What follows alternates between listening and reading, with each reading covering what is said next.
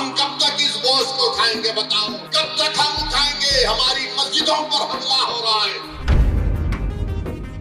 سنبل میں گولی مار دی گئی، 5 معصوم بچوں پر سینے پر گولی مار کر ان کو ختم کر دیا گیا۔ 500 سال کے بعد مجھ سے کہا جا رہا ہے بتاؤ یہ تمہاری مسجد ہے یا نہیں؟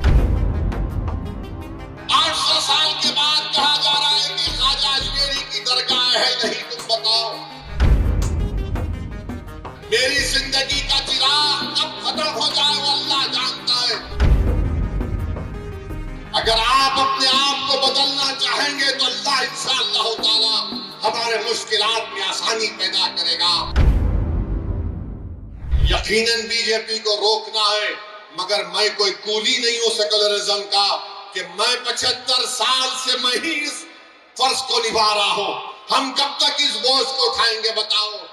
کب تک ہم اٹھائیں گے؟ ہماری مسجدوں پر حملہ ہو رہا ہے، سنبل میں گولی مار دی گئی، 5 معصوم بچوں پر سینے پر گولی مار کر ان کو ختم کر دیا گیا۔ 500 سال کے بعد مجھ سے کہا جا رہا ہے بتاؤ یہ تمہاری مسجد ہے یا نہیں؟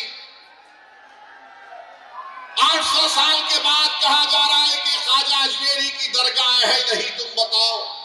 میرے بھائی یاد رکھو، تم جس پر بھروسہ کر کر ٹیکا لگا کر بیٹھے ہو نا، وہ جانتے ہیں کہ اسی طرح کی باتیں اگر کوئی کرتا رہے گا ہم ڈر کر ان کو ووٹ دیں گے۔ ارے میں تم سے کہہ رہا ہوں اگر آپ اٹھیں گے، نوجوانوں یاد رکھو یہ تمہاری لڑائی ہم لڑ رہے ہیں، میری زندگی کا چراغ کب ختم ہو جائے وہ اللہ جانتا ہے، مگر مستقبل تو تمہارا ہے۔ اگر آج تم اٹھ کر متحدہ اپنے ووٹ کا استعمال کرو گے تو کوئی تم کو ڈرا نہیں سکتا۔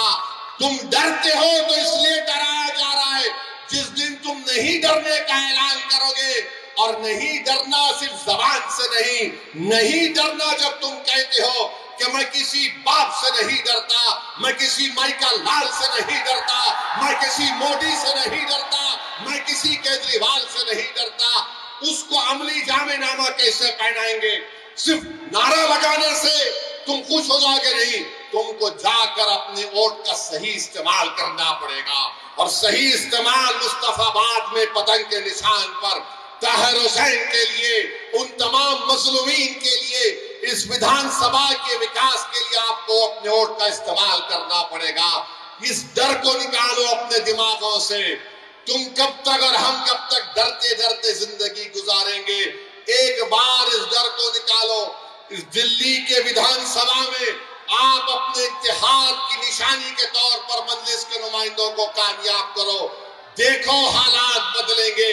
ورنہ یاد رکھو کوئی آسمانوں سے آنے والا نہیں ہے، کوئی زمین سے نکل کر آنے والا نہیں ہے، اور اللہ بھی انہی لوگوں کے حالات کو بدلتا ہے جو اپنے آپ کو بدلنا چاہتے ہیں۔